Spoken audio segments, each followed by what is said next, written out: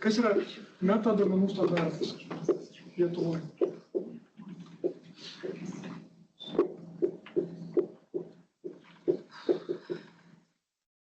Ir jis sudarytas iš kelių svarbių dalių. Jo taikymas, kaip Martynas pats paminėjo, bus kaip išteklių valdymo įstatymė, valstybės išteklių valdymo įstatymas, tai bus VI valdymo tvarkymo metodikoje. Ir nustatyti, turėtų būti lygtais, ar ne, mintis tokia, kad kas yra, kaip įformintas tas vaidmuo jau per nuo įstatymo įgyvendinančių teisės aktų lygmenį, kas yra, kad yra toks dekatas, na, ir jisai taikomas per visą gyvavimo ciklą, informacinės sistemos, kaip tokios, ne, per gyvavimo ciklą. Steigimo, kūrimo, eksploatacijos metu, turbūt likvidavimo mažiau, kokios metaduomenys reikia pateikti, ar ne, kokie apimtim, kad būtų žinoma, kokie duomenys jau yra, ar bus informacinės sistemos tvarkomi. Mašininiu būdu išreikšta, aprašyti, kad kurtųsi duomenų katalogas valstybė. Yra nurodyta irgi, kad duomenų standartas sudaro DSA, duomenų struktūros aprašymo,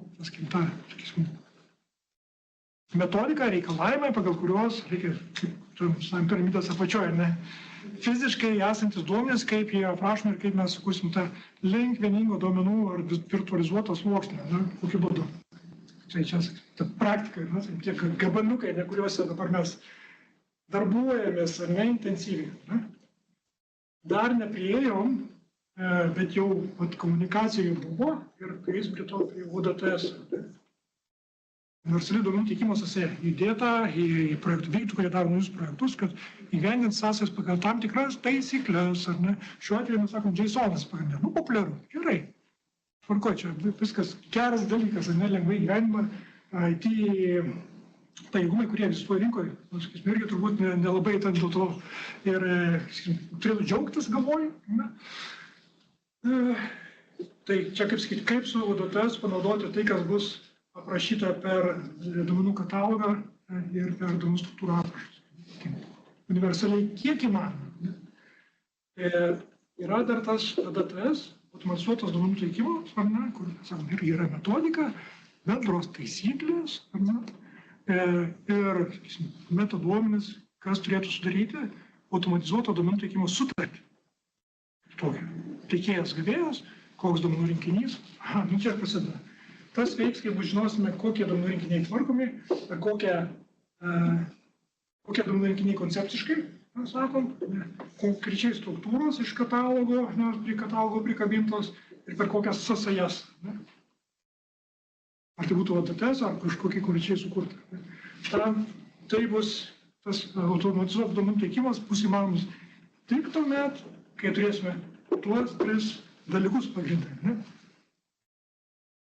Čia mes sakom taip, bendrai sakom, metaduomenų, tas tvarkymo standartas. Gal jisai truputėlį netiesiog atspindi tą savo turinį, bet tai yra tas standartas.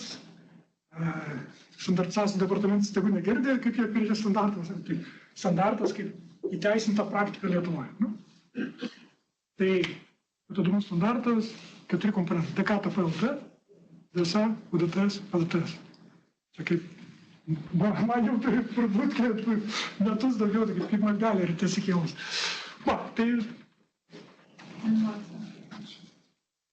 kelias pirmyn. Gabrielė? Gerai, tai pakeisiu Martyną dabar paskutiniai temai, tai kas mums liko, taip pat tas pirmas iš tų 4 punktų, DKT PLT specifikacija. Jau Martynas paminėjo ir savo dalyje, bet dar kartą galim trumpai pasikartot, kad bendrai metaduomenis galim suprasti 2 būdais. Tai kad tai yra tiesiog duomenys apie duomenis ir kad tai yra duomenys, kurie apibūdina duomenų struktūrą, turinį arba panaudos atvejus. Ir tą informaciją apie savo duomenis, metaduomenis mes kaupiam metaduomenų kataloguose, kuriam tam lietuviškam metaduomenų katalogui ir yra sukurtas mūsų DKT PLT standartas. Aš čia ilgai nekalbėsiu, nes mažai laiko turim, bet panašius standartus kaip Lietuvoje, kurie ir kitos šalys, tai Norvegija turi, Italija turi, Slovenija turi, žiūrėjome mes į skirtingus pavyzdžius, bekuriant savo standartą, kad matytumėm, kaip jie prisisėja prie to bendro europinio portalo. Ir mūsų Dekata PLT standartas, kurį dabar pristatom Lietuvoje, jis yra pilnai suderinamas su bireginiu standartu, kurį pristatė Martynas. Trumpai.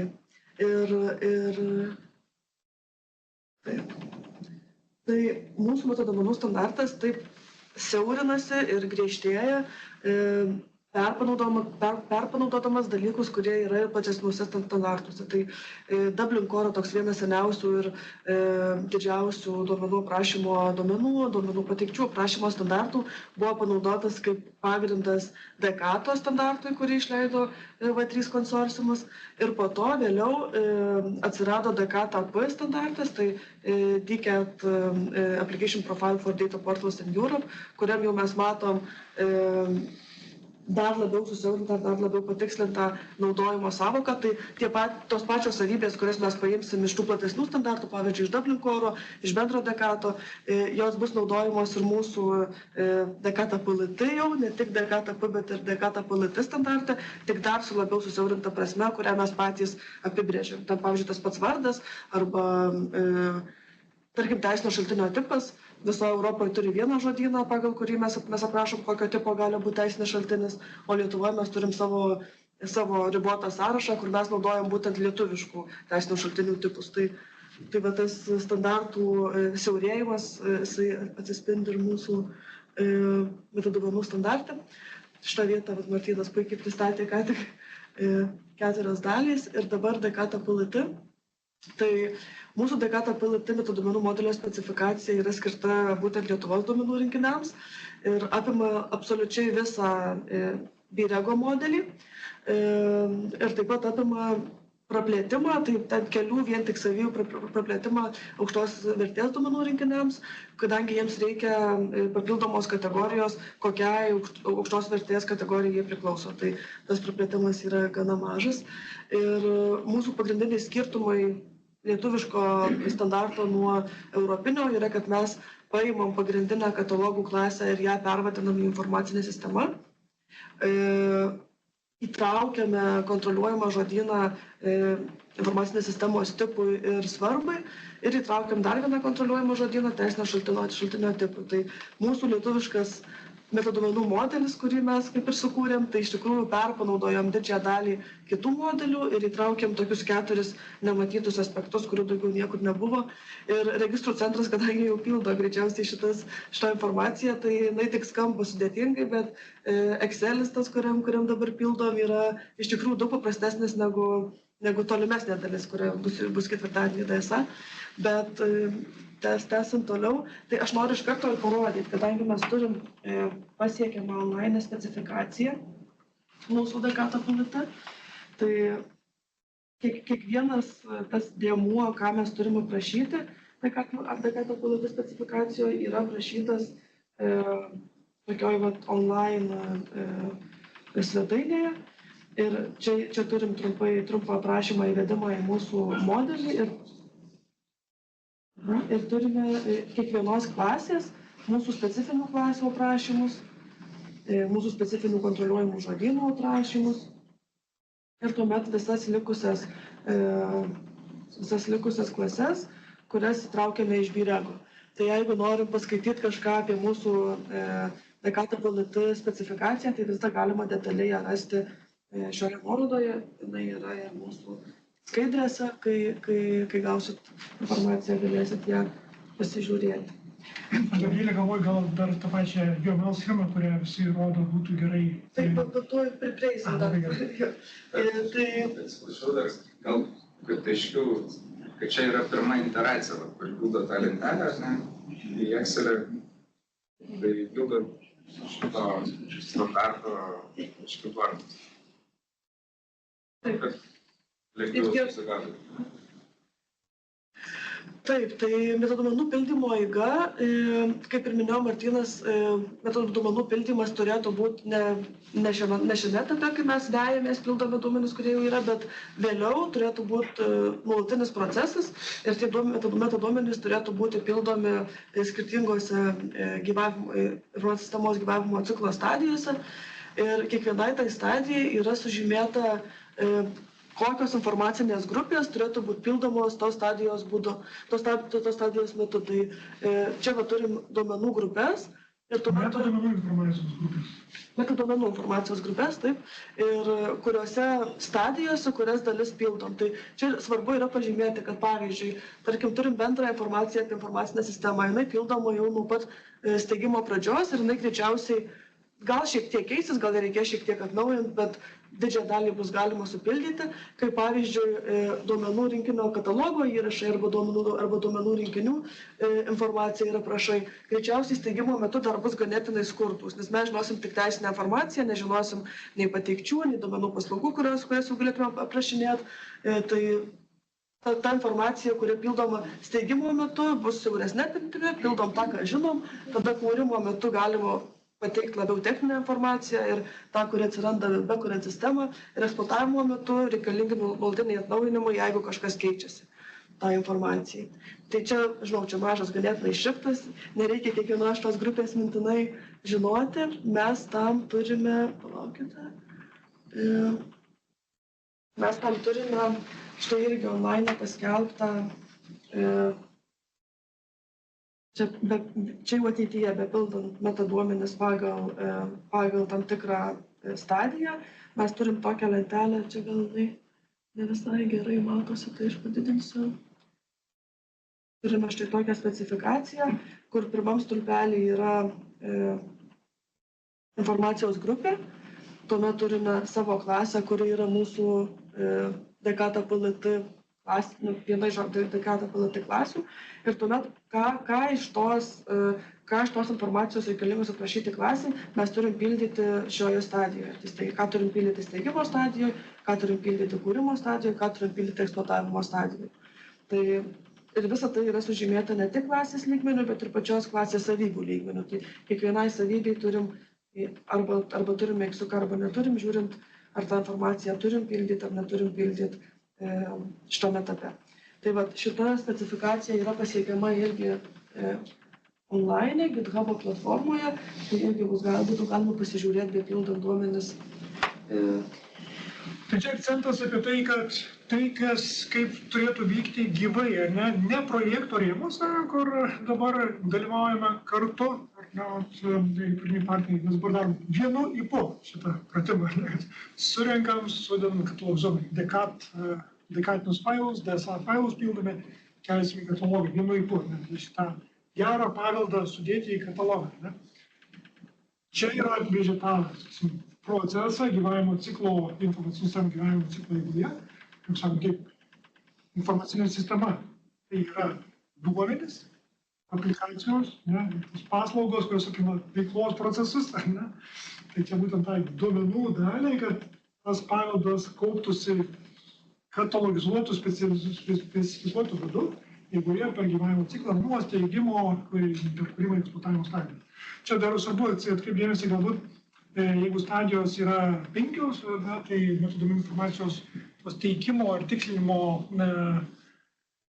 tas kaip čia stadijos yra steigimo, kūrimo, eksploatavimo metu, tai turbūt čia galbūt tas eksploatavimas ir apima tą esminį modernizavimą, esminį pakeitimą, kas tai bebūtų, tai reikalingi metaduomenų patikslinimo dalykai. Tai matau, ten Gabrielė turėjau turbūt perinant per tos, sakysim, pagrindinius etapus. Tu paklausi, ar tą, sakysim, bendrai modelį visiems priminti, kas tai, ką apima Dekato modelis, turėsime, ne vėliau. To turėsime. Labai gerai. Tai einant tada iš karto prie... Mes turim detaliai aprašę kiekvieną stadijos duomenų rinkinį, bet manau, iš pradžių gal praeikim per patį modelį ir tuomet, jeigu liks laiko, galėsim pasižiūrėti šitą. Taip, tai dabar jau ką sudaro, iš ko yra sudaryta tas pirma eilutė anksčiau DKTPLT specifikacija. Tai mes turim UML išreikštą koncepcinį modelį, tai schema, kaip mes koncepciškai suprantam savo klases ir savybės ir kaip jos susiję tarpusavį. Tuomet turim formalų aprašymą dokumentaciją, tai vat tas puslapis, kurį rodžiu jums specifikaciją internete. Tada turim RDF XML failą, kuris aprašo mašininiu būdu klasės, savybės, kaip sąrašus, lietuviškus aprašymus, angliškus aprašymus, tačiau nesusieja tų klasių ir savybių griežtai tarpusavyje. Ta padaro būtent Shackle specifikacijos dalis, kurioje mes įgyvendinam taisyklės irgi mašininio skaitimo būdu, kaip tos aprašytos savybės ir aprašytos klasės siejasi tarpusavį. Tai pavyzdžiui, jeigu RDF XML mes aprašom, kad yra tokia klasė kaip agentas ir kad tokia klasė kažkur apačioj parašom, kad prie tos klasės gali būti savybė vardas, gali būti savybė adresas, gali būti savybė pavadinimas, tai nes vardas ir pavadinimas gali būti skirtingi dalykai. Jeigu mes turim organizaciją, tada renkamės pavadinimą, jeigu turim asmenį, tada renkamės vardas. Tai Shackle failu mes jau griežtai pasakom, kad jeigu turim agentą, kurio tipas organizacija, privalom turėti pavadinimą. Tada Shackle kita taisyklė, jeigu turim agentą, kurio tipas asmuo, tada privalom turėti vardą. Tai ta Shackle dalis, jinai yra, kaip sakyti, griežčiausia. Tai yra taisyklių rinkinys, kurio būdu mes galim patikrinti ne tik, ar mūsų duomenys yra teisingi techniškai, ar nėra jokių klaidų mūsų faile, bet ir semantiškai, ar jie atitinka mūsų sukurtą standartą. Tai turbūt grįžtant prie to pusiau juokingo, gal rimto to pavyzdžio, kur grįžau tas cukraus lygio pavyzdys, čia toksai irgi, sakom, tam tikram kontekste, jeigu yra duomenų atributas, cukraus lygis, jeigu esame sveikatos kontekste, tai kalbam ne apie obuolius. Tai Shackle'as turėtų tos du dalykus sukabinti. Žmogaus būseną atspindintis atributas, konkretaus žmogaus ir net turbūt konkrečių laikų, konkretaus vizito metu. Shackle'as sukabina tuos dalykus, kurie gali būti padrikai internete, sistemose, laboratorinėse sistemose, daugybė jų, ar ne? Bet sukabina skirtingus daiktus, pavadinkim taip, pagal tam tikras taisyklės, priklausomai nuo konteksto. Čia irgi geras pavyzdys. Jeigu žmogus, jis turi turėti vardą. Jis vardas gali būti šiaip parašytas vardas. Rusų vardas, Gabrielė. Ar tai yra tavo vardas, bet reikia sukabinti su žmogumi. Taip. Tai va, čia tada pirmoji dalis, tas pirmasis lygmuo, kaip mes matom savo specifikaciją, tai čia labai sunkiai įžiūrės, aš gal darysiu didesnį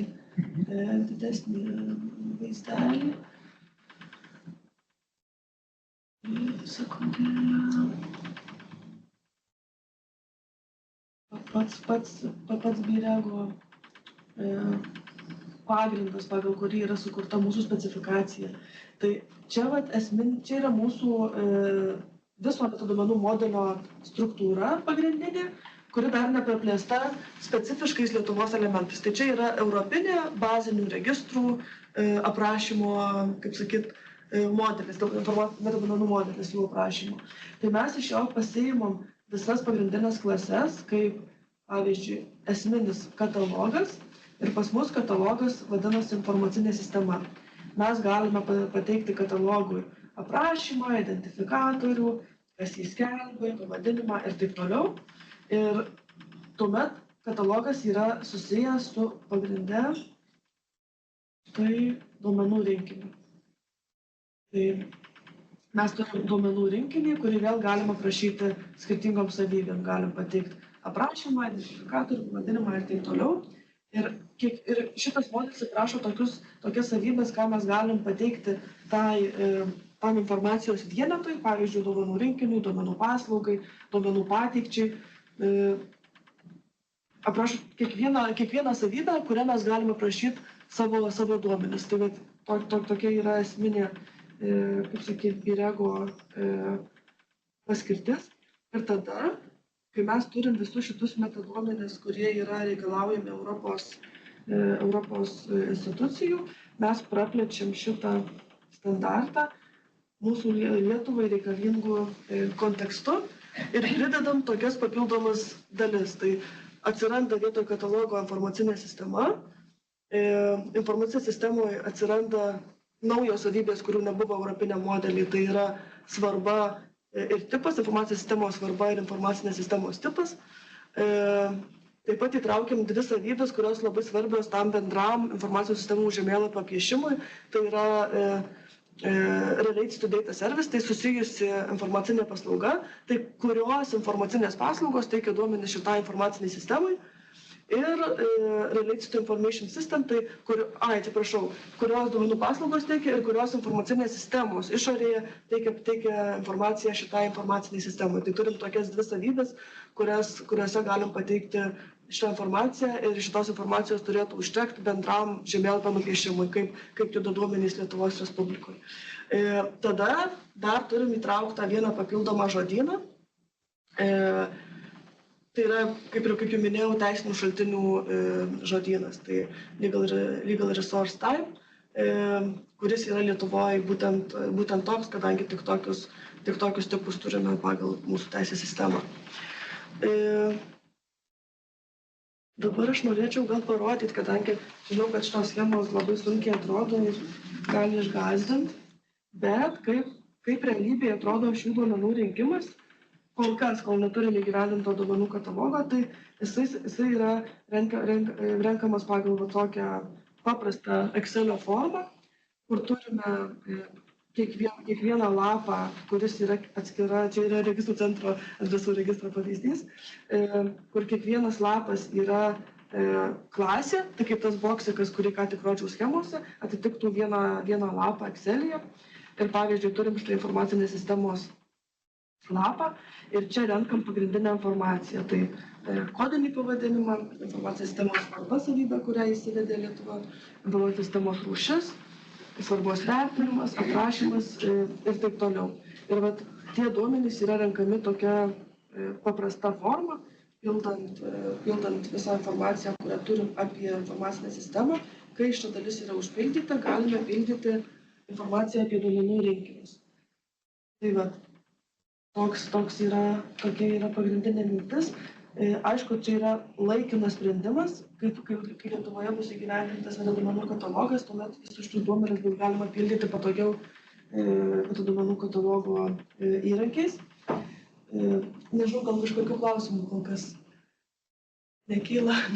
Tada akcentuočiau tą, kad mes DKTP LT, taigi tas taikymo profilis, tai kaip jo kopijimas Lietuvoje, būtent DKTP, kaip buvo ruošiamas, tai didžiąją dalim buvo struktūrų vertimas į lietuvių kalbą, kur reikėjo kaip čia užtruko įsigryninti verčiamas savokas, kaip vadinti tuos dalykus, kurie vadinami angliškai ir nebuvo lietuvių kalba. Pasiimtas label, kas višinio skaitimo formatuose, tad žymuose, taguose nesutinkama.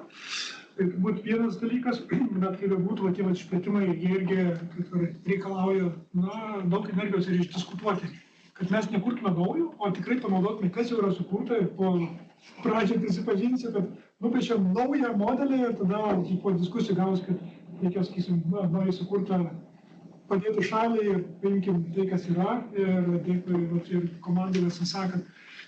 Praplėčiam tik tai tuo, kas yra. Tam, kad būtų suderinama ir neišradinėtume naujų dalykų ir reikėtų derinti ne tik Lietuvoje, bet ir su Europos Sąjungos masto darbo grupėmis.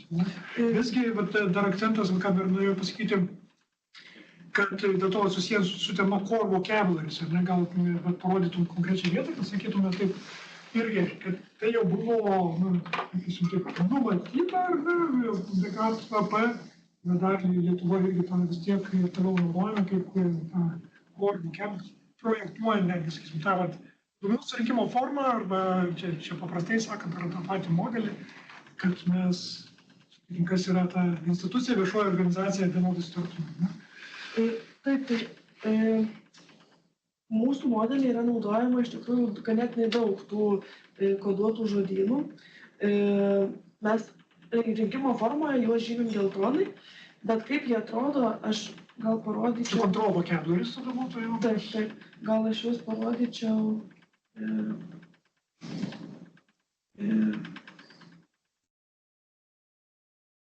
Iš mūsų specifikacijos pagrindinės vietos. Tai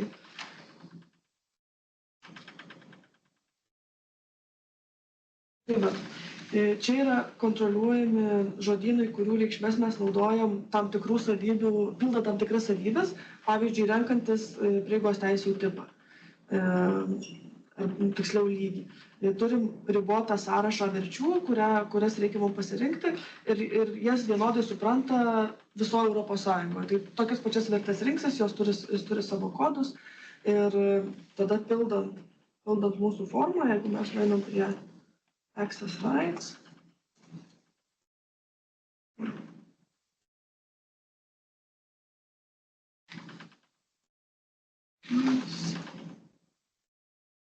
Štai, tai prieigos teisų. Tada mes irgi renkamės reikšmę, kuri yra paimta iš to kontroliuojamo žodyno, kurį yra paskelbus Europos komisija. Tai vat, turim 4 galimas vertes, koks gali būti mūsų prieigos lygmuo. Tai gali būti duomenys neviešieji, viešieji, apriboti arba konfidencialūs. Tai tokių vietų mūsų specifikacijoje yra gana daug. Aš tik dar norėjau paminėti, kad iš tikrųjų ir BEREGO savybės, kurias mes paėmėm, jų daugumą iš tikrųjų savybių, mes jų reikšmę truputėlį susiaurinom, negu jinai buvo oficialiam žodyne. Pavyzdžiui, atitinka, conforms to, pas mus dabar turėtų rodyti ne vien tik į standartus, kurie yra kokie nors paskelbti egzistuojantys standartai, bet ir mūsų DSA specifikacijos standartą. Tai vat, iš to duomenų rinkinio gali išeiti daug skirtingų DSA specifikacijų ir mes jas traktuojam kaip standartus. Tada informacinė sistema, kadangi turi savo valdytoją ir tvarkytoją, arba daug tvarkytojų ir vieną valdytoją, tai mes irgi susiaurinom tam tikras savybės ir padarėm, kad publisher būtų valdytojas, kas seniau tiesiog buvo tvarkytojas, kas seniau buvo tiesiog skelbėjas. Tai mes tokią semantiką iš tikrųjų derinom, čia, sakyčiau, buvo vienas sudėtingiausių uždavinių ir su abiejais Martynais, su Kęstučiu suderint Darium, kaip turėtumėm vadinti skirtingas dalis ir kokią prasmę Lietuvos kontekste turėtų atitikti tos savybės iš tų bendrinių core žodynų. Pavyzdžiui, DCT Publisher yra iš Dublin Core paimta esybė. Gerai, tuomet aš gal sugrįšiu į skaidres.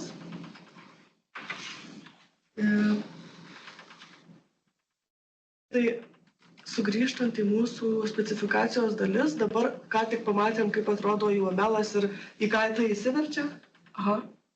Turbūt pertraukėliai būtų laikas paskutiniai, kad dar turbūt nenuvirtume prieš paskutinę dalį, tai galbūt būtų gera vieta prieš einant į labiau techninę vietą.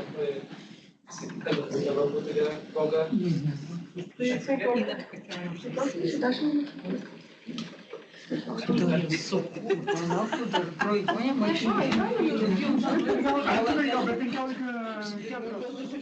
Vėliausiai, jeigu anksčiau sugrįšim, tai gerai. Po 20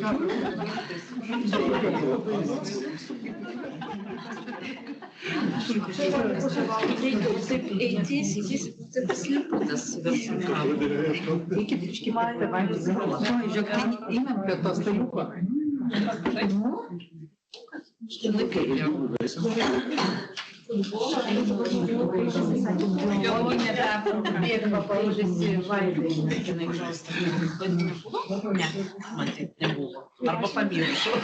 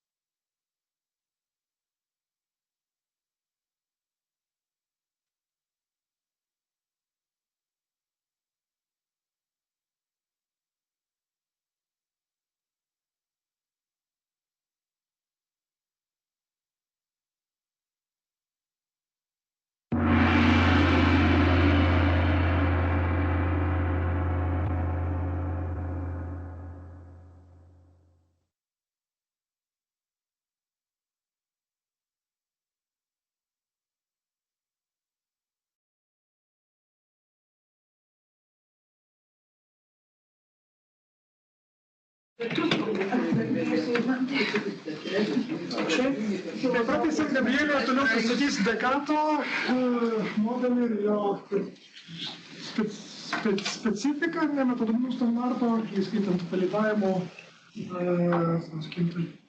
naudojimo šako, validavimo taisyklės, Gabrielė pirmis. Aš dar noriu paklausti, ar ten nuotoliu žmonės girdi, gerai, niekas nenusimušė, geri, kitoj pusėje.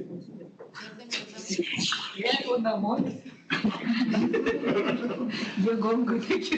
Ką tai užsidarys? O tai jungti išėjo. Jie paliko tik kompus įjungti. Neatsiliepė, matau. Aha. Ir prašau. Tęsim toliau. Gerai, tai pradėsime dabar pristatymą. Ta formalia specifikacija, neformalia, atsiprašau, bet mažinio skaitymo specifikacijos dalim, kuri prašinėja klases ir savybės, bet nesusieja jų griežtai tarpusavyje. Tai čia tai yra pagrindinė specifikacija, kurioje aprašom semantiškai, ką reiškia klasės ir ką reiškia savybės. Tai pabandysiu pristatyti bendrai dalis, kas įeina į šitą specifikaciją. Tai RDF XML specifikacija gali būti arba XML formatu, kaip matysim čia, arba turtle formatu, kur lygiai ta pati informacija, tik truputėlį kitoks formatavimas realiai. Tai pati pirma dalis mūsų specifikacijoje, mažinio skaitimo specifikacijoje, yra žodynų įtraukimas. Tai pavyzdžiui, Creative Commons žodyną mes įtraukiam kaip CC trumpinį. Tai tokius įtraukiam vadinamus namespace'us, vardų erdves trumpinius, kuriuos išvertus mes matom, kokių žodynų savybės mes perpanaudojam. Tai kad nereikėtų kiekvieną kartą rašyti mažo skaitimo failę to ilgo šaltinio nuorodos ilgos, mes ją sutrumpinam įtraukiant va tokią vardų erdvę ir tokį žodyną, kuris atitinka tą vardų erdvę. Tai pavyzdžiui, FOAFO yra FOAFO žodynas, o DRL-as yra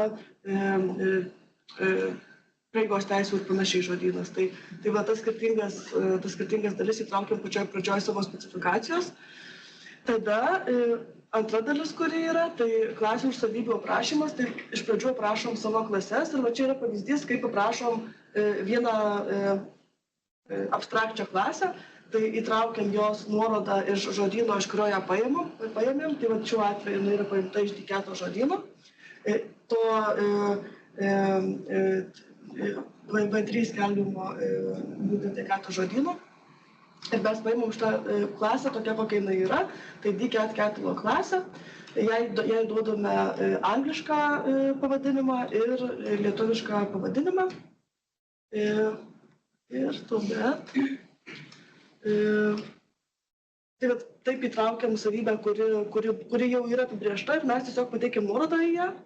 O antras pavyzdys yra, kaip mes įtraukiam klasę, kuri nėra iš niekur paimta, bet kurią mes sukuriam savo būtent Lietuvos kontekstui. Tai tada mums reikia deklaruoti, kad čia yra tokia klasė. Ir rašyti pilną nuorodą, kadangi ta nuoroda yra mūsų lietuviško žodyno nuoroda. Pažymime, kokią klasę jinai praplečia, kad mes jos nesukūrėm nuo nulio, kad tai yra katalogą išplečianti klasė informacinė sistema ir kad jinai yra apibrėžta mūsų Dekata PLT žodyno.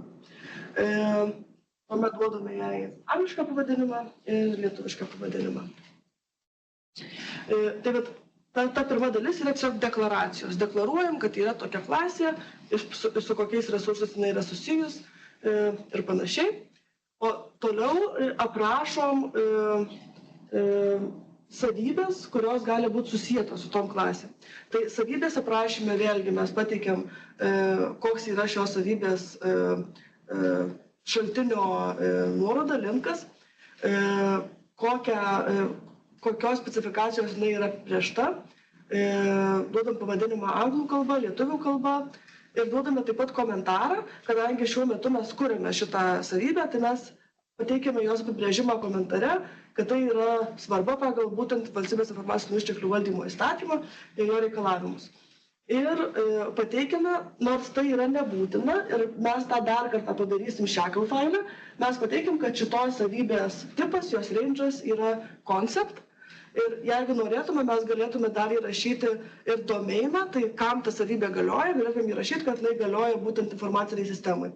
Bet pagal Semiko reikalavimus, kurį pristatė Martynas, mes to nebedarom nuo paskutinės versijos ir į būtent mūsų XML specifikaciją mes tos savybės domain neberašom, dėl to jos čia ir nėra.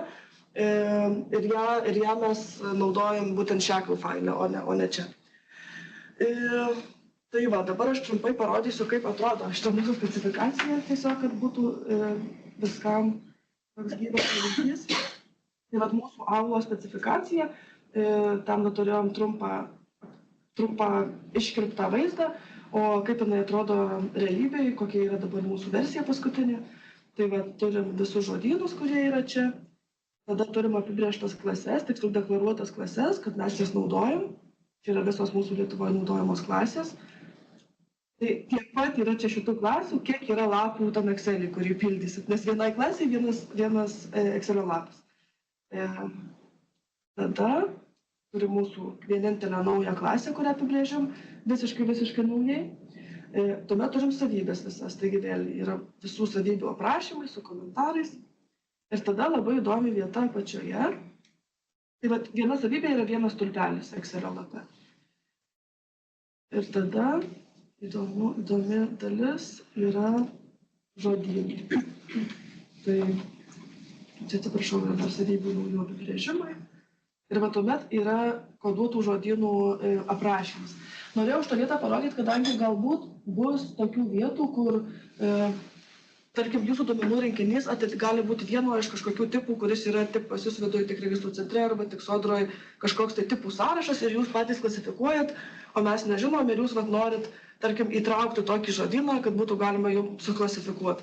Tai jūs galit labai paprastai aprašyti tokį žodyną tokiu formatu, kad sukuriat konceptų schemą, visada kontroliuojamas žodynas yra konceptų schema ir tuomet įtraukiate individualius konceptus, tai individualias reikšmes į tą žodyną.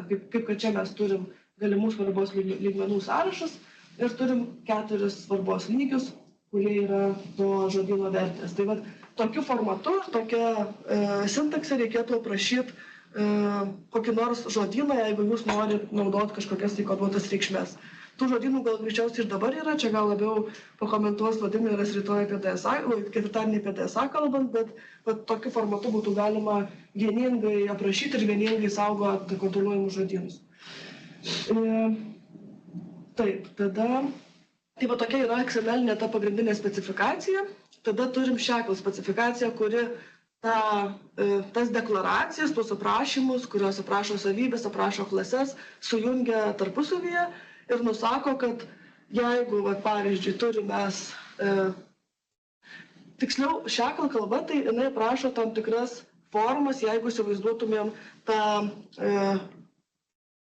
aš trumpam įjungsiu, kaip turėjom savo modelį, tai XML specifikacija padarytų šitus boksus atskiras, be jokių šitų žymių, be jokių linijų, o shackle mums suteikia informaciją, kuri yra užkoduota UML čia.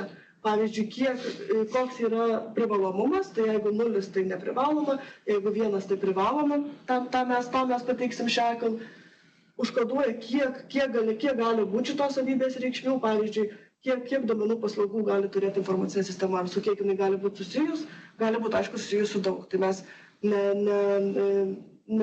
neribojam, kad turėtų būti tik viena. Tačiau svarba, pavyzdžiui, jau galėtų būti tik viena. Tai va čia matom, kad tipas informacinės sistemos ir informacinės sistemos svarba vienai sistemai gali turėti tik vieną vertę. Negali būti vienu metu ir aukštos svarbos, ir žemos svarbos informacinė sistema. Tai va šita informacija, kuri yra ant rodyklių, kuri yra čia vienetukai arba žvaigždutės, jinai yra užkoduojama būtent shackle failuose. Tai va tas XML yra boksai, o kaip jie susiję tarpusavį yra shackle failas. Tai sugrįšiu į shackle dalį. Tai va, shackle specifikacija. Čia vėlgi iš pradžių turim savo žodynų deklaracijas, labai panašiai atrodo kaip XML. Ir tada tokia nematyta dalis, tai yra tas šeipas, ta forma, kurią mes vieną aprašom. Tai Pačioj pradžioj pateikiam, kad tai yra mūsų forma, pavadinimas yra agentas ir kokia savybė, kad čia truputėlį nuotrauką blogai dėjau. Čia turėtų būti pavadinimas savybės ir kuriai klasiai jinai priklauso. Tai pavyzdžiui, kad tam tikra savybė, tarkim vardas, priklauso klasiai agentas. Darysiu failą, nes galbūt šotas ne visai tikslingas. Tada kiekvienai savybei gali būti nustatytas tokie reikalavimai. Koks yra maksimalus jos kiekis, va kaip matėm ten žvaigždutė arba 1. Jeigu maksimalus kiekis yra 1, tai reiškia, kad tos savybės, pavyzdžiui, svarbos gali būti tik viena svarba vienai informacijai sistemai.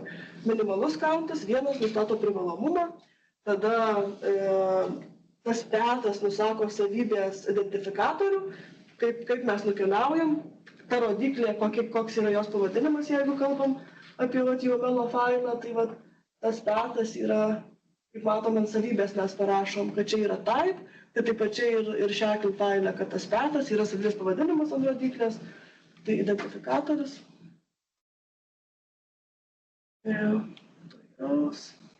Tada koks yra šitos būtent taisyklės griežtumas, tai jeigu mes čia įrašome, kad tai yra violation, tai reiškia, kad mūsų gali būti, pavyzdžiui, warning arba violation, tai jeigu violation, reiškia, nepraeis mūsų patikros, mes privalom šitą taisyklę atitikti, kad šitos savybės privalo būti daugiausiai 1, mažiausiai 1 ir jos tipo, o čia mes nenustatom, jos tipo, nustatom, štai šiaip, gali būti date or time, date or type shape. Tai kad jos būtent forma, jos tas domeinas, tai kokio tipo gali būti šita savybė, yra būtent data, kad tai privalo būti data. Literal yra platesnis datos, kaip sakyt, žodynas. Mes savo specifikacijoje naudojam visur literal ten, kur yra data, tai gal to čia taip gal atrodo. Tai va, dabar parodysiu, kaip tas shackle failas atrodo.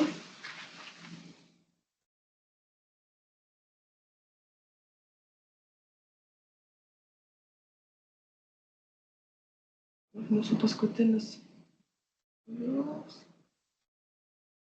Štai, turim shackle failą kiekvienai klasiai. Tai atsidaro visada klasės pradžia, agento klasės taisyklės, kur rodžiau ten, kur buvo tas tuščias kliaustai, kuriuose yra tas taisyklių sąrašas. Tai dabar čia tas dvi dalis, kurias matėm, sujungta į vieną, kaip atrodo. Tai klasėje aprašymas ir tada savybių sąrašas su taisyklė kiekvienai savybei.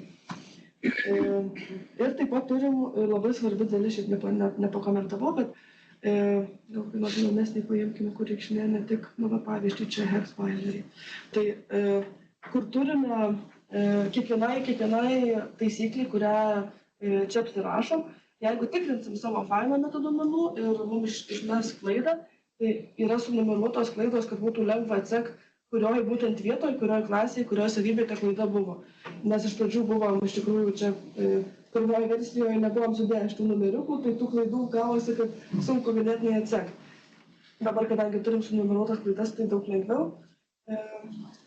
Tai va, dabar aš norėčiau parodyti turtle failą ir tada pamatysim, kaip gyvai mes validuojam tą informaciją. Tai visi tie metaduomenys, kuriuos renkam Excel'į, kurį rodėm, jie galų gale turės atsidurti į mašinio skaitymo formatą, kuris yra mūsų metaduomenų DKTPLT išraiška turtle formatu, turtle sintakse. Ir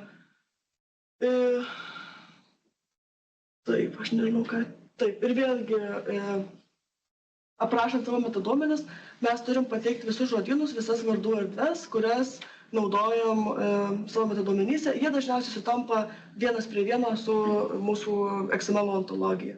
Tai lygiai tas pats. Tuomet mes privalome importuoti savo apibrėžtą ontologiją, tai mes turime naudoti OWL imports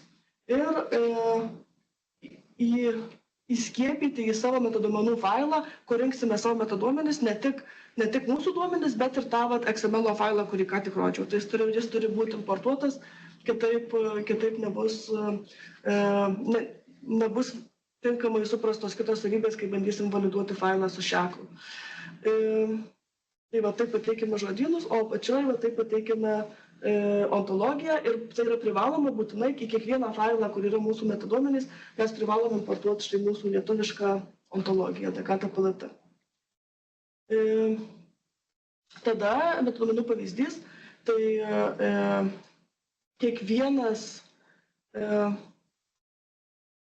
kiekvienas mūsų duomenų klasė gauna štai tokį, tiksliau klasės instancas, gauna štai va šitą viršutinį identifikacinį koduką, tai yra mūsų kodinis pavadinimas, su pradžia, kuri yra visiems vienoda, pagal mūsų sutarimą ir aprašymą DKTPLT specifikacijoje. Ir skirtingai nei apibrėžimuose, XML, šekle, mes galim tų informacinių sistemų vienam faile su skirtingais pavadinimais, tarkim, information system adresų registras, galim turėti daug. Tai galim turėti informacinė sistema adresų registras, informacinė sistema TR, gyventojų registras, tiesiog galim kiek norim tiek turėti, nes čia mes jau aprašinėjom duomenis, o ne apibrėžinėjom specifikaciją. Tai tuo skiriasi nuo praeitų failų, kad tam specifikacijoje turim tik vieną katalogo instansą, tik vieną registro instansą, atsiprašau, informacinės sistemos instansą, o čia galim turėti daug. Tai va tokių esybių informacinė sistema ir katalogas galim turėti daug ir aprašyti savo visas sistemas ir savo visus katalogus vienam faile. Nors dabar su registrų centru mes kaupiam atskiruose failiukuose, bet kai jie visi bus sudėti į vieną turtų konvertuotą failą, jie galėtų būti ir vienoje informaciniai struktūrai. Tai va, ta pirma eilutė visada yra mūsų tas kodinis pavadinimas, dabar pirmas stulpelis Excel'e, tada turim tipą būtent, kokio tipo esybė štai čia yra ir dėl BIREGO reikalavimų mes privalom čia nurodyti ne tik informacinę sistemą, kuri įgyvendina katalogą, bet ir kad čia yra katalogas, nes dėl būtent to europinio validatoriaus apribojimų jisai nesugeba patikrinti vienu žingsniu aukščiau ir pažiūrėti, kad informacinė sistema yra iš tikrųjų irgi katalogas, jį tiesiog išplečia. Tai būtinai turim tokią detalę čia padaryti. Ir tada toliau galim aprašinėti savo savybės. Tai vat DKTPLT importance ir pateikiam savo vertę. Tai matėm, kad mūsų žodyne buvo skirtingos vertės. Aukštos svarbos, žemos svarbos, svarbi. Ir kiekviena iš tų verčių išsiverčia iš mūsų lietuviškos kalbos, kad vertinės svarbos, pavyzdžiui, į anglišką vertę su visu tokiu ilgu pateikimu, tai žodyno reikšme, su savo kodine verte important. Tai tuose galutiniuose duomenyse vertė turėtų būti nebe žmogų suprantama, o mašinai suprantama. Nors čia pusiau, sakyčiau, tas important dar netoks sudėtingas kodas. Bet, pavyzdžiui, kalbėjom apie aukštos vertės duomenis, tai aukštos vertės duomenų tipų tas žodynas, jisai nors skaitomas gražiai, bet jo kodinės reikšmės toliau čia būna tiesiog raidžių kratinys. Tai nebūtinai taip yra, kad kodinė reikšmė skaitomam faile bus skaitoma ir žmogui. Tai va, toliau pateikiam kitas savybės, mes jas aptarėm kitur, bet bendras vaizdas toks yra to metaduomenų išraiškos turtų formate. Taip.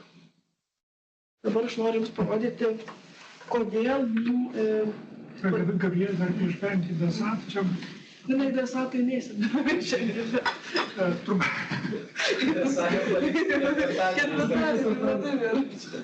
Svarus moment, čia buvo užtruko nemažai diskusijų, būt šitama, ne? Dekatas čia, sakėm.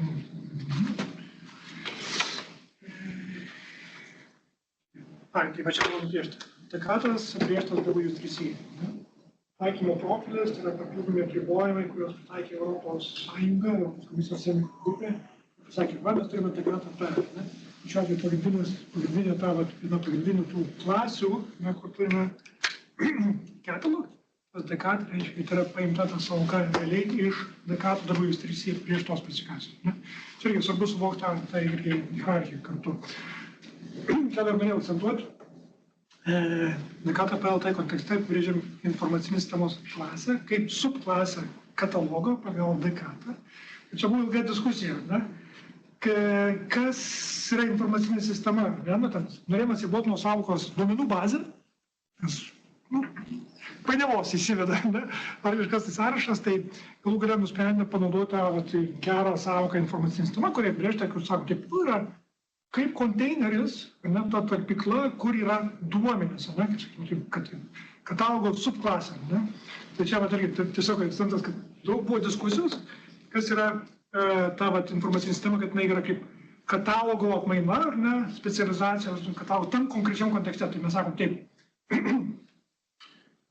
duomenų katalogizavimo kontekste pagal DKAT ir DKAT-AP mes informacinį sistemą traktuojame kaip duomenų katalogą.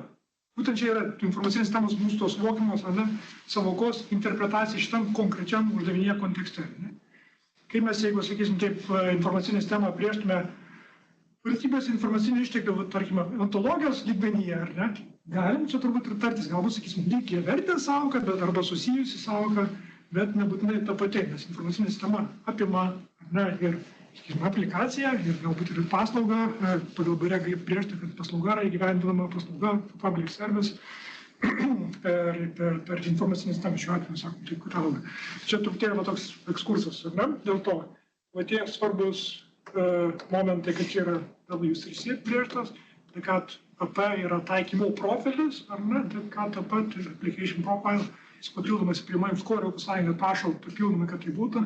Lietuvoje mes įsivedėm papildomą dalyką, kad informacinė sistema tai realiai katalogo atmaina, duomenų katalogo atmaina. Taip, tai dabar trumpai parodysiu, pagalvojau, kad čia, kadangi mes turim daug tų koduotų verčių parodytų, pavyzdžiui, va čia irgi rinkimo periodiškumas, accrual periodicity yra as needed, tai visas šitas dalis mes žymėm ir Excel'yje, tai norėjau dar parodyti trumpai, kad taip susisietų tas vaizdas.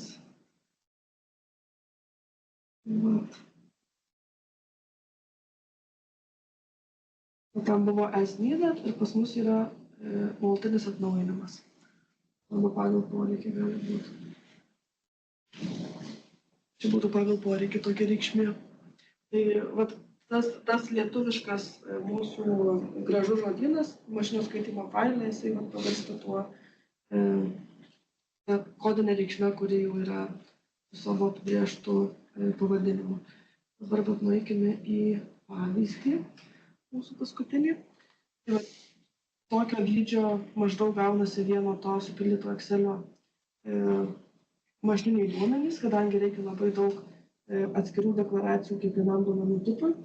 Ir tos deklaracijos iš esmės realybėje, jeigu mes kurtume tokį standartą Lietuvos kontekste ir prie nieko nesiderintumėm, tai greičiausiai mums pusė šito failo nereikėtų. Bet kadangi turim atitikti Europos reikalavimus ir atitikti Europos gereginius validatorius, tai kadangi tie validatoriai yra ganėtinai apriboti ir nedaro to inferenso aukščiau, mes privalom kiekvieną daiktą, kiekvieną sąvoką, kurią naudojam, apsibrėžti pačiam mūsų duomenų pavyzdžio failę.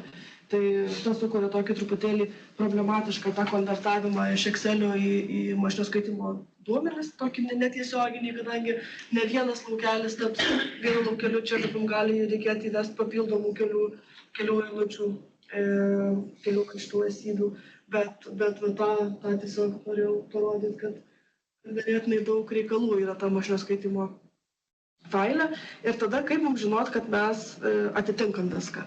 Tai kaip rodžiau, mes turim savo shackle shape'ų failą, kuris dar labiau susiaurina, dar labiau sugriežtina Europos tas bazinių registrų shackle formas ir mes galime išsibandyti, išsivaliduoti savo sukurtą metaduomenų failą, naudojantis, pavyzdžiui, Europos pateikiamus įrankius. Juos galima pasiekti ne tik per grafinę sąsają kaip čia, bet galima sukurti ir automatizuotą procesą naudojant SOAP arba REST API, o čia viskas yra. Tai mes pasirenkame turinį, kurį validuosime, aš čia jau pasirenkame, bet galiu iš naujo mūsų metodų duomenų pavyzdžio failą. Tada pasirenkam šiaip tai constraintų šitus taisyklės, pagal kurias validuosime, tai dabar irgi pasirenkam savo paskutinį taisyklių failą, tik kadangi seniai buvau dar iš to puslapį, tai iš naujo paspausiu, kad tikrai užkrautų. Ir tuomet pastoviam validuoti. Jeigu viskas gerai ir nei vienos klaidos negauname, tada mūsų pranešimų nelieka. Jeigu darykim tokį eksperimentą, jeigu, tarkim, padarytume specialiai klaidą, kaip atrodytų tada mūsų validacija. Pavyzdžiui, šaliname vieną, atsiprašau, čia mano atsidarė.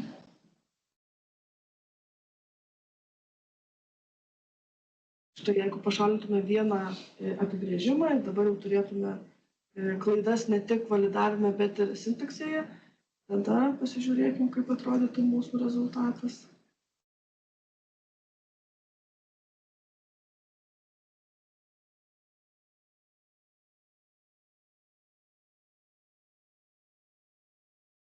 Štai, tai visų pirma gavome sintaksės klaidą, kad netgi negali apdoroti failo. Tada, jeigu mes tą sintaksės klaidą ištaisom, pašalinant visą šitą esydą, visą šitą objektą nuo skliaustelių iki taško, tada mūsų failas bus jau dabar įskaitomas, tačiau netitiks greičiausiai shackle reikalavimą.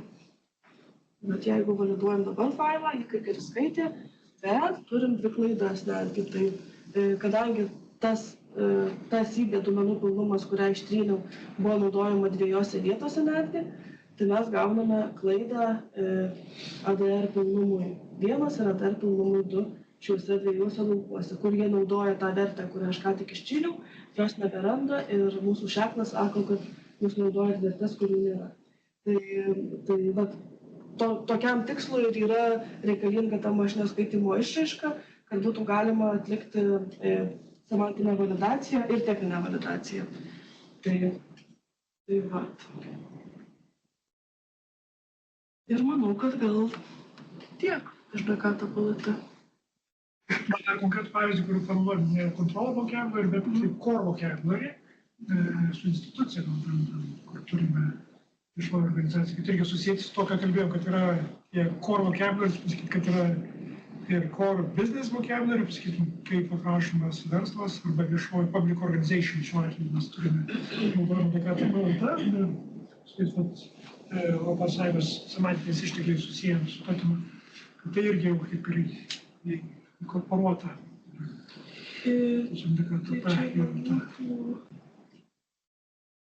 Čia geriausias žodyno pavyzdys. Kad būtų reikšmų sąrašas, taip, jau ten per HTML tą specifikaciją mes normatyvinė,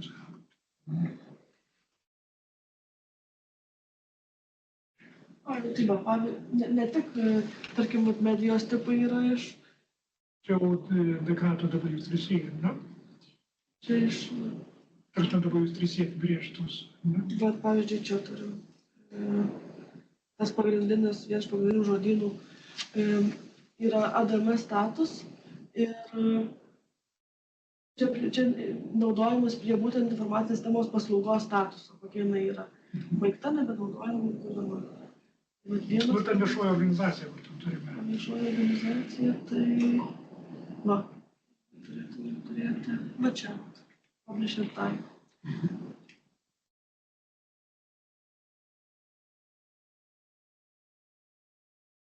Mūsų būtent viešų organizacijų tipai gali būti...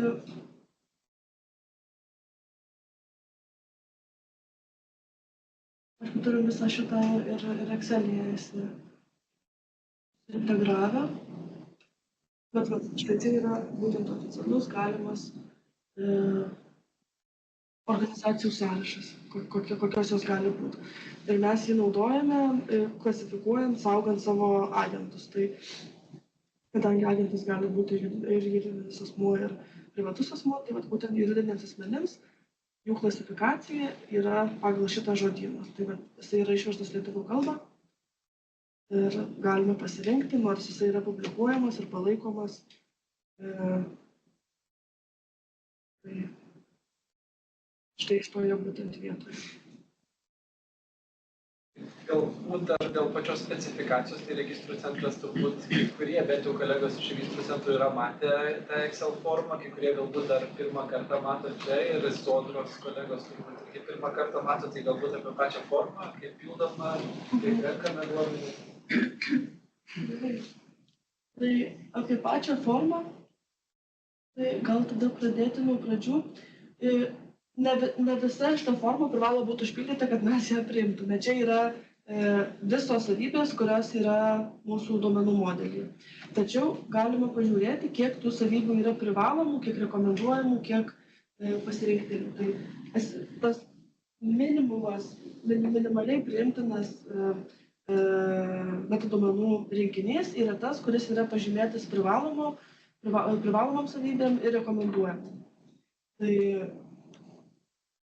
Tai vat, būtent šitoje vietoje galim pamatyti, koks tas statusas yra būtent to stulpelio.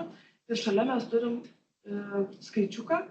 Tai jeigu jisai yra vienas, reiškia, kad šitos, čia kaip minėjau, tas kiek maksimaliai iš tų verčių gali būti, kiek informacijos sistemos svarbu gali turėti viena informacinė sistema. Tai tas skaičiukas parodo, kad tik vieną. Jeigu mes turime laukelį, kuriam šalia pasirenkamumo yra N, tada, kaip pavyzdžiui, raktažodis, tada reiškia, kad mes galim tai vienai informaciniai sistemai, tai vienam va šitam ARWS įrašui priskirti kelis raktažodžius. Tai vat, taip atrodo tada tas vieno objekto pildymas, kad čia mes pažymim pavadinimą, tada turim tuščių laukelių, kadangi atsikrauna baterija, kadangi kita informacija galėjo turėti tik po vieną vertę, o turėjus stulpelį, kuris gali turėti kelias vertes, mes galime jų papildyti tiek, kiek reikia, ir tada įdėti pilką juostelę, kad atskirtume nuo kito įrašo, jeigu čia būtų tolimesnis įrašas kitos informacinės sistemos. Tai va taip naudojam šitą Dekata PLT pildymo formą. Tada toliau. Geltonai pažymėti laukeliai yra visi, kuriuose reikės pasirinkti reikšmes arba iš core žodynų, arba iš coded vocabularies europinių žodynų. Eurovokas vienas iš jų. Eurovokas vienas iš jų, tai. Arba taip pat mūsų apibrėžtų žodynų, kaip pat svarba mūsų apibrėžta ir tipas mūsų apibrėžtas. Taip pat teisinio šaltinio tipas irgi bus mūsų apibrėžtas. Tai geltoni laukeliai iš toj formoje visada bus pasirinktiniai. Tai juos negalima rašyti jokios kitos vertės, kitaip mūsų validatoriai jo neatpažins, jeigu rašysim savo vertę kažkokią. Tada žali laukeliai reiškia, kad mes į tą, jie sudėtingesnė, gal pradėsiu nuo baltų. Baltuose laukeliuose mes įrašom tą, ko prašo savybė. Pavyzdžiui, informacinės sistemos svarbos vertinimas, laisvu tekstu įvedamas URL-as. Tai prašome įvesti URL-ą ir įvedame tą nuorodos informaciją. Tada aprašymas description irgi įvedame čia tiesiogiai tą aprašymo informaciją. Tai jeigu mes informaciją įvedame tiesiogiai, tai tie laukeliai yra balti. Jeigu mes informacijos tiesiogiai įvesti negalime, kadangi jos yra daugiau, pavyzdžiui, tvarkytojas. Šitas stulpelis prašo mūsų pateikti tvarkytojo kodinį pavadinimą. Mes žinom, kad tvarkytojas yra esybė, tai yra juridinis asmuo. Tai yra jau nebe informacijos dalelė, bet tai yra jau atskira klasė, kuri turi daug informacijos dalių. Tai reiškia, kad mes turim nueiti į juridinio asmens klasę ir užpildyti visą informaciją reikalingą tam juridiniam asmeniui. Ir tik tada, kai turim čia informaciją apie juridinį asmenį, mes galim sugrįžti į savo pildomą lapą ir pasirinkti, kad va štai čia šita informacija buvo to ir to juridinio asmens. Kaip mes pildome kiekvieną lapą šitoje sistemoje, šitam Excel'į, vertės atsiranda mūsų sąrašuose ir mes galime jas pasirinkti.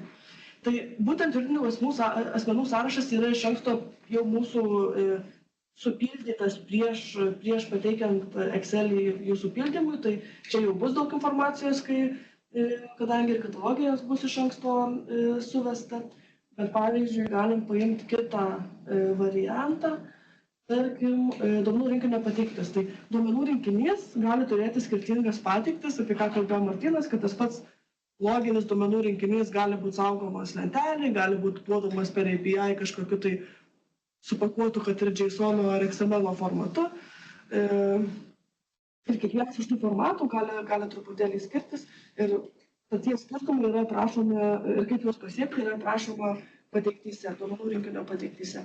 Tai pateiktis štai turi savyje daug informacijos, tai pati pagrindinė ir vienintelė privaloma informacija apart pavadinimo yra prieigos URL. Tai mes negalime pildyti pateikties informacijos tol, kol neturime jos prieigos nuorodos, nes tai yra vienintelė privaloma savybė. Ir kai mes supildom informaciją apie pateikti, bet šiuo atveju mes turime dvi pateiktis adresų registrui, turime text ir text coordinates. Galime tada savo duomenų rinkinių lauke pažymėti, kad šitas duomenų rinkinys turi va tokią pateikti.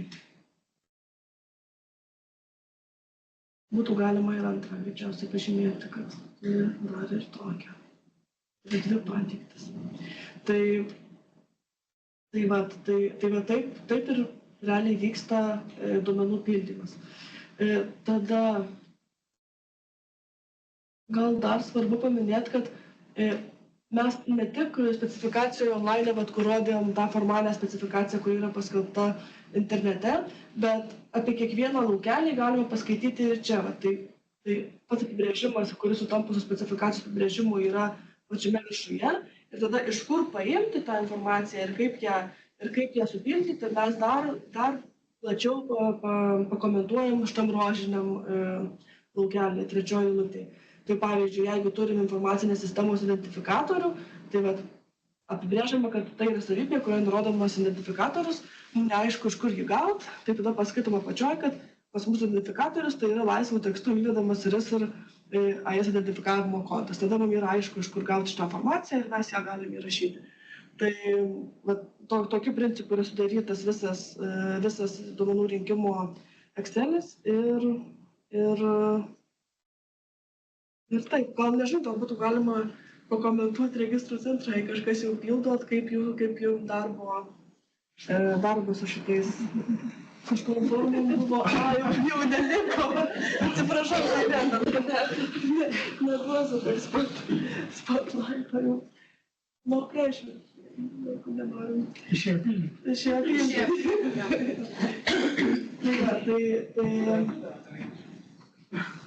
Tai dar kas svarbu, ką paminėti, tai čia yra pati forma ir kaip yra pildomi duomenys, bet yra ir dar pats procesas, kaip yra pateikiama, kaip yra kontroliuojama, tikrinama ir visa kita. Tai kartu su ir pačia specifikacija, kur rodo Gabrielė, ir su šitą formą, ir su pavyzdžiais, taip pat turime ir pildymo vadovą.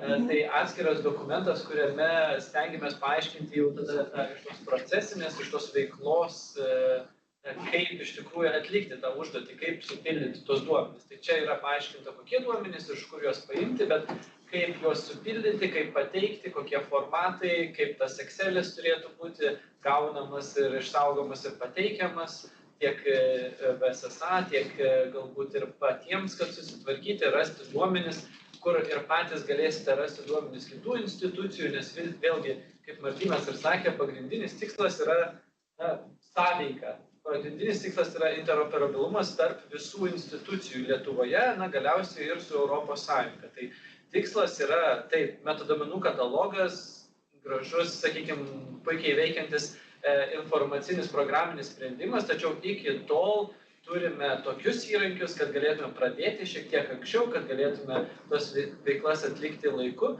Tai turime tokius Excelius, turime repozitorių, kuriame saugomi tie visi duomenys ir kuriais naudojantis dalinsime su kitomis institucijomis, tiek jūs dalinsitės su kitomis institucijomis savo duomenimis, tiek galėsite pamatyti duomenis iš kitų institucijų savo reikmėms. Tai šiuo atveju, jeigu sakytume, kad galbūt Sodra naudoja duomenis iš registrų centro informacinės sistemos, tai norėdami suprasti, kaip tie duomenys yra saugomi, suprantami ir tvarkomi registrų centre, jūs prisijungia prie repozitoriaus, kadangi esate taipogi valstybinė institucija ir turite teisę matyti tos duomenys iš to registro, jūs galite prisijungti ir pamatyti tiek PSA, kuriuos aptarsime ketvirtadienį, tiek ir šiuos taipogi failus, kurie aprašo jų informacinės sistemas, duomenų rinkinius, paslaugas ir visą kitą. Tai tie metaduomenys, kurie galiausiai bus saugomi kataloge ir dabar būtų prieinami, kai yra patvirtinti ir paskelbti registrų centro, jie būtų jums prieinami būtent kol kas šios formos pagalba, galiausiai jau techninio sprendimo pagalba ir galite peržiūrėti, pamatyti, pasitarti, galbūt net ir turėti kažkokį grįžtamąjį ryšį apie kokybę arba apie netikslumus. Bet pagrindinis tikslas yra, kad jeigu jūs perpanaudojate duomenis, sakykime, kad jeigu jūs naudojate registrų centro kažkokias informacinės sistemos duomenis ir nežinote galbūt, kaip tas duomenų rinkinys iš tikrųjų atrodo ir jūs nesate to duomenų rinkinio savininkas, kadangi tai yra registrų centro objektas duomenų saugojimo ir tvarkymo, tai turėtumėte pasikonsultuoti būtent su šiais metaduomenimis, pasižiūrėti, kaip iš tikrųjų tas duomenų rinkinys vadinasi, kaip aprašomas, kaip jis yra teikiamas ir tada galite nurodyti, kaip ir sakė Gabrielė, jeigu turime susijusias informacinės sistemas, susijusias duomenų paslaugas, tai žinodami, kad taip, registrų centras yra paskelbęs, jūs galite taip ir nurodyti, kad būtent tos informacinės sistemos duomenys jūs gaunate ir naudodamasi būtent tą paslaugą. Ir taip sujungiant, pagrindinis tikslas yra nupiešti tą tokį bendrą žemėlapį. Tai yra, kokia informacinė sistema naudojasi kokios informacinės sistemos duomenimis,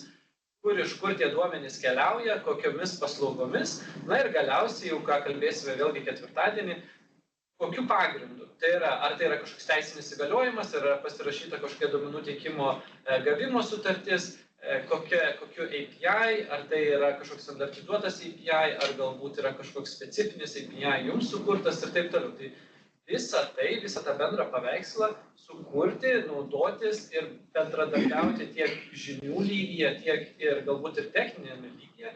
Na ir yra sukurta visa ši infrastruktūra ir šie metaduomenys, kad visi viską bendrai taip pat suprastume ir naudotume tuos pačius terminus, tuos pačius pavadinimus ir galėtume galiausiai suvesti, jeigu yra kažkokia priklausomybė duomenų, jeigu yra kažkokia galbūt pokyčiai, tai jeigu jūs keičiate duomenų rinkinį, keičiate duomenų saugomo struktūrą, keičiate paslaugą, tada galime gana lengvai atsekti. Taip, šitas pokytis paveiks dar 15 informacinių sistemų, kurios iš tikrųjų priklausomos yra nuo jūsų duomenų.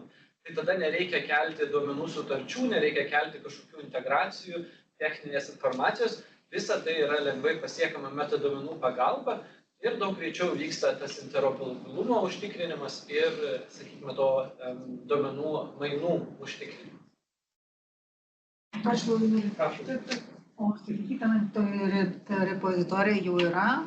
Repozitorija yra sukurta, bet tenai nieko nėra. Duomenys yra pamažu pildomi dabar kartu su mūsų pagalba, jie tikrinami, validuojami, kaip Bet čia tik failinė repozitorija, katalogas dar nėra. Surinkimo tikslu repozitorija, bet dar nėra tas. Užėjus ten dar nieko nematyti. Ar prieigos teisės nebus suteiktos. Tai taip ir prieigos teisės turi būti suteiktos ir turi būti, kaip ir sakėme, ir paskelbti tie duomenys registrų centro, tai kadangi dar yra tvarkoma, dar yra tikrinami ir validuojami pagal visas taisyklės, kurias Gabrielė ir minėjo, tai norime užtikrinti, kad ta aukšta kokybė būtų visų tų metaduomenų ir tada, kai jau registrų centras bus pasiruošęs juos skelbti ir jūs galėsite juos perpanaudoti, tada ir prasidės pildymas tas ir prasidės ir matymas galbūt pačių metaduomenų.